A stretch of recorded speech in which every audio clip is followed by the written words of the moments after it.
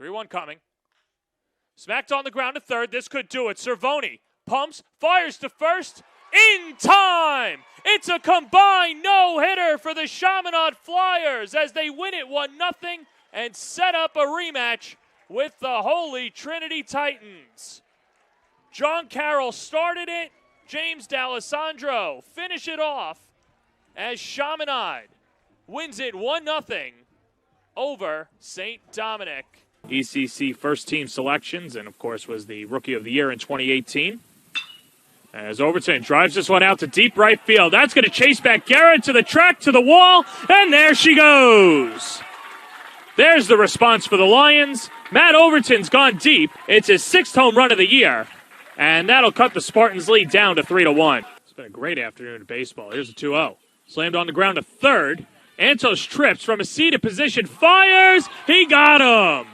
Luis Antos flashing the leather and the arm. 3 up, 3 down for Mercy. Going into the bottom of the 4th. We're tied at 2 on the ECC Sports Network. John Archer rolls back out to the 6th inning. He's faced 15 batters, has retired them all. As we've only had 2 base runners in this contest, both have been by stack. As Archer, one of the toughest players in the conference from a mentality and physical standpoint, on the mound, leaving it all out. In that right arm, the Dobbs Ferry native, 5-5 in the regular season, as he got the start against Queens on April 16th. Only went 4 innings, gave up 7 runs, 4 of them earned on 6 hits.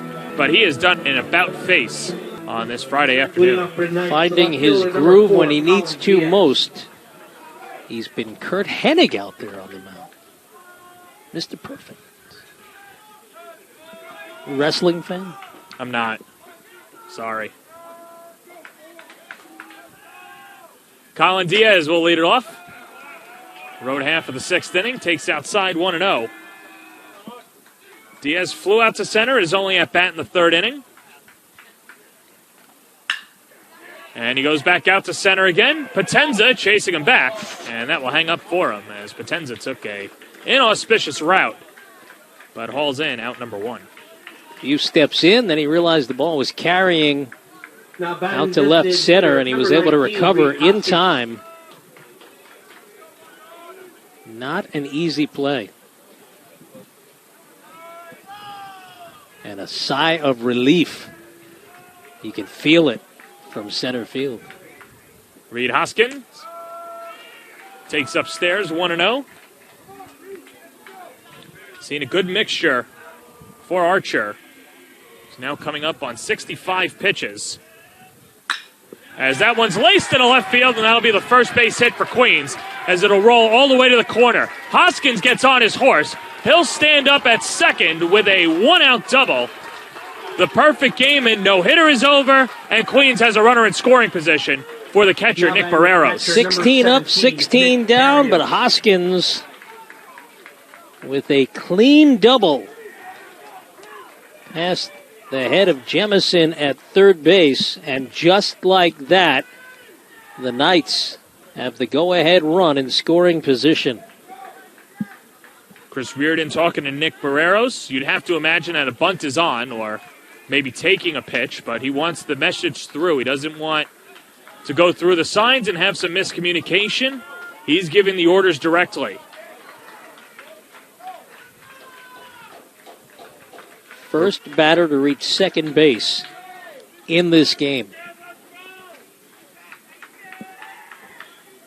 Barreros, the Nassau County native from Seaford, hit 167 in the regular season as he struck out twice and went 0 for 3 against Mercy yesterday afternoon. Attacks the first pitch and serves it out to center. Potenza's there, lines it up and makes the grab, and there's 2 down. So you wonder what the conversation was all about. Now batting the center fielder, number 3, Jason Rodopoulos. If it wasn't look for a pitch down the middle and take a hack, then I have no idea. You know, perhaps could have been some gamesmanship, too. Try to get Queens, or at least try to get Stack thinking, well, maybe a bunt is on, bring in the corner infielders and try and slap it over their heads, but not entirely sure, as this will bring up the leadoff hitter, Jason Rodopoulos, who's 0 for 2 on the day.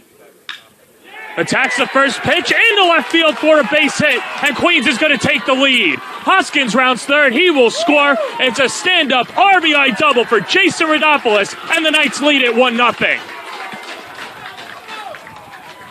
Well, again, swinging early in the count. Rodopoulos able to tuck it just inside the third base bag. And the only 2 hits so far today for the Knights add up to the first run for either side in this winner's bracket matchup.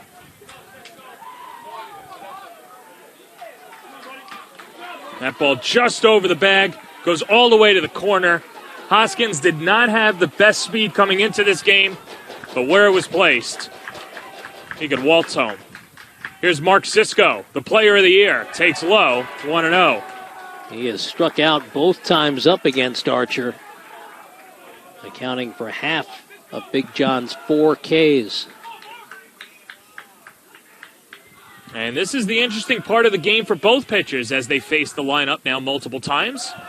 Check swing, no go as Minette will have to hold on to it. He blocked it, but the ricochet went too far, and that allows Rodopoulos to move up 90 feet. And Minette wisely ate that one. You don't want to risk a throw to get away, and that would allow a second run to score. We'll see John Michael Guarino, the pitching coach, make a slow walk out to the mound. He'll bring Billy Minette from behind the plate and all 4 infielders to join him on the hill. And, Mark, you'd have to imagine that this is just calming down Archer and trying to keep this at a 1-0 game, as Queens has figured him out here in the 6th inning. You've got a base open. Now, normally you don't want, to put the number 2 hitter on to face the 3 hitter and Antos, who's grounded out twice. But either way, you kind of pick your poison here if you're Stack. Well, here's the thing. You have 2 bases open with 2 outs, and you've got the 2 leading hitters in the conference all season coming up next. If you ask me, I put them both on and take my chances with Phillip. Well, Minette crouches behind the plate, so it won't be an IBB. Here's a 2-0. Breaking ball grouped in for a strike, 2-1. Of course, the gutsy move is to say, go after these guys and make a statement. Well, if there's anybody who's had guts, it's been Big John Archer. Looking to keep this a 1-0 lead for Queens. 2-1 pitch. That one hit in the air. Deep left field. Chasing back Conti to the track, to the wall. There it goes. A 2-run shot for the player of the year, Mark Cisco, and Queens takes a 3-0 lead. That's the 10th home run of the year for Cisco. The freshman playing well beyond his years with the tomahawk chop to boot. Got a hanger and jumped all over it. Now batting the third baseman, number 9, Lou Antos. And now Archer really has to bear down, try and get this last out here in the 6th.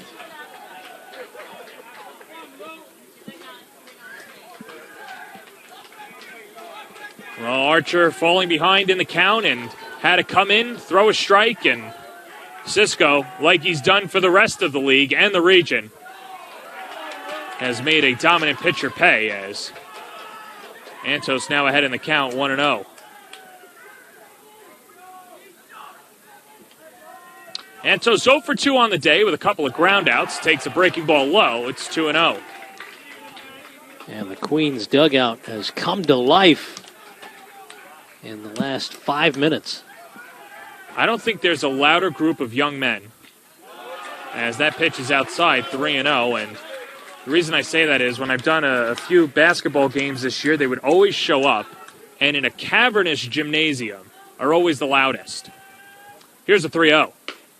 Fastball in for a strike, 3-1.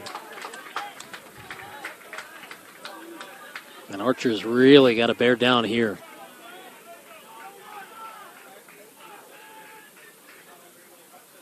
One pitch popped up, first base side. This is Johnson taking charge and makes the catch on the outfield grass. But Queen strikes first. First, it was an RBI double by Jason Rodopoulos, and Mark Sisko with the big blow, a 2-run home run to give Queens a 3-0 lead. Headed to the bottom of the 6th inning on the ECC Sports Network.